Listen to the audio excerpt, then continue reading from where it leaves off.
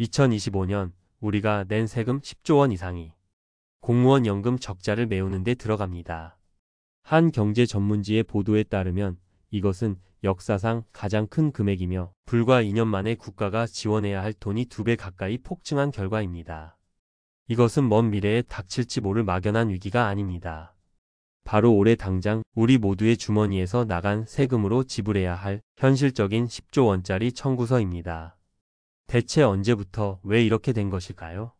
그리고 가장 중요한 질문은 이것입니다. 이런 방식이 과연 언제까지 버틸 수 있을까요? 많은 분들이 오해하시는 것 중 하나가 공무원 연금 기금이 아직 넉넉하게 남아있을 것이라는 생각입니다. 하지만 진실은 다릅니다. 공무원 연금 기금은 이미 20여 년 전인 2001년에 모두 소진되었습니다. 그 이후부터 지금까지 연금을 지급하기에 부족한 돈은 국가보전금이라는 이름으로 국민들의 세금에서 충당해 왔습니다. 처음에는 그 규모가 지금처럼 크지 않았지만 은퇴하는 공무원의 수가 급격히 늘어나면서 상황은 걷잡을 수 없이 달라졌습니다. 한 일간지의 보도를 보면 더욱 놀랍습니다. 과거 국회 예산정책처는 국가가 메워줘야 할 돈이 10조 원에 이르는 시점을 2045년경으로 예측했습니다. 하지만 현실은 이 예측을 무려 20년이나 앞질러 버렸습니다.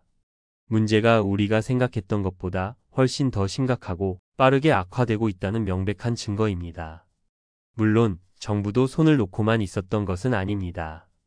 2015년 사회적으로 큰 진통을 겪으며 더 내고 덜 받고 늦게 받는 방향으로 대대적인 개혁을 단행했습니다. 분명 의미 있는 시도였습니다.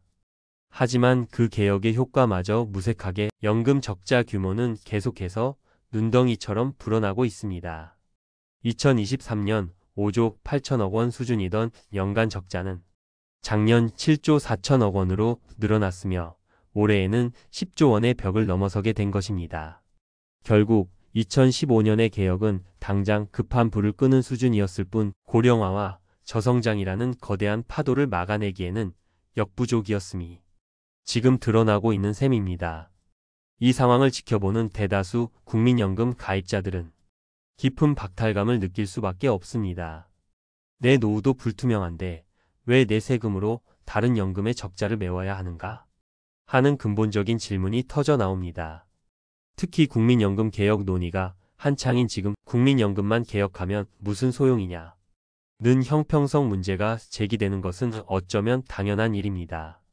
한 언론사의 지적처럼 다른 연금은 그대로 둔 채 국민연금만 손보는 것은 공정하지 않다는 목소리가 점점 커지고 있습니다. 이 문제는 단순히 감정적인 차원을 넘어 우리 사회 전체의 신뢰와 통합을 해치는 심각한 갈등의 불씨가 되고 있습니다. 반면 현직에 있는 공무원들, 특히 2015년 개혁 이후 임용된 젊은 공무원들 역시 불안하기는 마찬가지입니다. 그들은 이미 선배 세대보다 훨씬 더 많이 내고 결국엔 덜 받게 될 것이 예정된 세대입니다. 재직 중에는 국민연금 가입자에 비해 상대적으로 높은 보험료를 꼬박꼬박 내면서도 정작 자신들이 은퇴할 시점에는 연금 제도가 또 어떻게 바뀌어 있을지 모른다는 극심한 불확실성에 시달리고 있습니다. 그들 입장에서는 우리는 이미 고통 분담을 하고 있는데 기성세대가 만든 문제를 왜 우리가 다 책임져야 하는가 하는 억울함과 불안감이 공무원 사회 내부에 팽배해 있습니다. 전문가들은 한 목소리로 경고합니다. 더 이상의 지체는 위험하며 추가적인 재정 안정화 조치가 시급하다고 말입니다. 이대로 가다간 재정 부담이 국가가 감당 불가능한 수준에 이를 것이기 때문입니다. 한 대학 교수는 지금보다 보험료율을 더 올리거나 지급되는 연금액을 실질적으로 삭감하는 조치가 필요하다고 지적합니다. 심지어 과거에 시행했던 것처럼 연금액을 물가 상승률에 맞춰 올려주는 것을 한시적으로 동결하는 강력한 조치까지 다시 검토해야 한다는 의견도 나옵니다. 국회 예산정책처의 장기 보고서는 더욱 암울한 미래를 보여줍니다. 현재 제도가 그대로 유지된다면 공무원 연금 적자는 2093년까지 계속해서 증가할 것으로 예측합니다. 이것은 이 문제가 우리 세대에서 끝나지 않고 우리 자녀와 손주 세대에게까지 막대한 짐을 지우게 된다는 것을 의미합니다. 그렇다면 이 거대한 문제 앞에서 우리는 무엇을 생각하고 준비해야 할까요? 첫째, 모든 시청자분들께 말씀드립니다. 이 문제를 더 이상 남의 일이나 특정 직업군의 문제로 여겨서는 안 됩니다. 공무원 연금의 불안정성은 결국 국가, 재정 전체의 불안정성으로 이어지고 그 부담은 우리 국민 모두에게 돌아오기 때문입니다. 특정 집단에 대한 비난을 넘어 사회적 합의를 통해 지속 가능한 연금 시스템을 어떻게 만들 것인지 그 논의에 우리 모두가 관심을 가져야 합니다. 둘째, 공무원과 그 가족분들께 말씀드립니다. 이제는 연금 하나만 믿고 노후를 설계해서는 안 된다는 차가운 현실을 직시해야 합니다.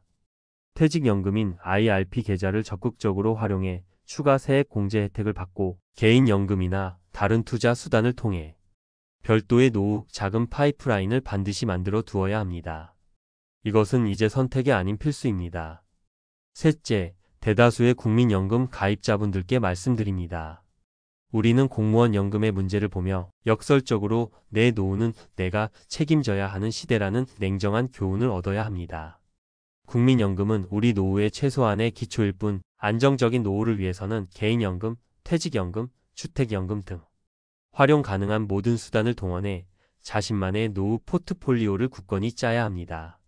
공무원 연금은 국가가 지급을 보장하기에 못 받게 될 일은 없을 겁니다. 하지만 어떤 방식으로 그리고 누구의 부담으로 받게 될지는 앞으로의 논의에 따라 얼마든지 달라질 수 있습니다. 매년 10조 원이 넘는 세금이 투입되는 지금의 방식은 결코 지속 가능하지 않습니다.